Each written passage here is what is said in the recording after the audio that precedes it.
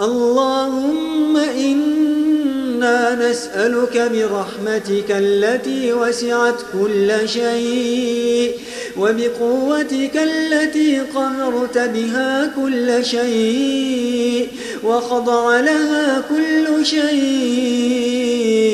وذل لها كل شيء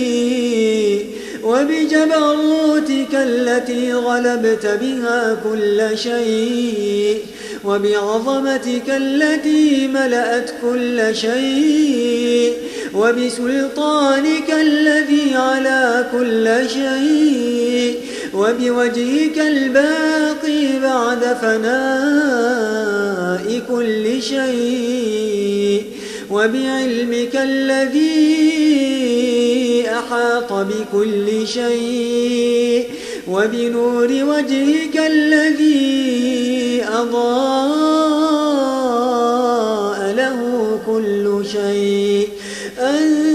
تجعل القرآن العظيم ربيع قلوبنا ونور صدورنا وجلاء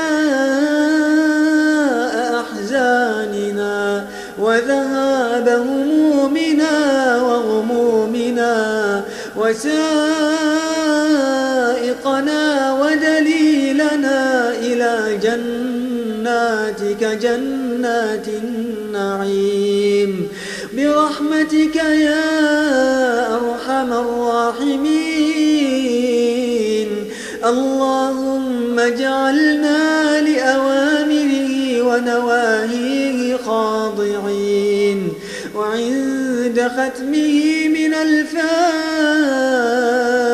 الفائزين ولثوابه حائزين ولك في جميع شؤوننا ذاكرين وإليك في جميع أمورنا راجين. اللهم اجعلنا من الذين حفظوا للقرآن حرمته لما حفظوه وعظموا منزلته لما سمعوه وتأدبوا بآدابه لما حضروه والتزموا حكمه وما فارقوه وأرادوا بتلاوته وجهك الكريم برحمتك يا أرحم الراحمين. سبحانك ربنا ما أرحمك سبحانك ما أكرمك سبحانك ما أعظمك سبحانك ما أحلمك سبحانك ربنا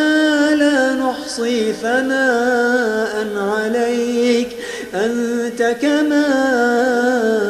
أثنيت على نفسك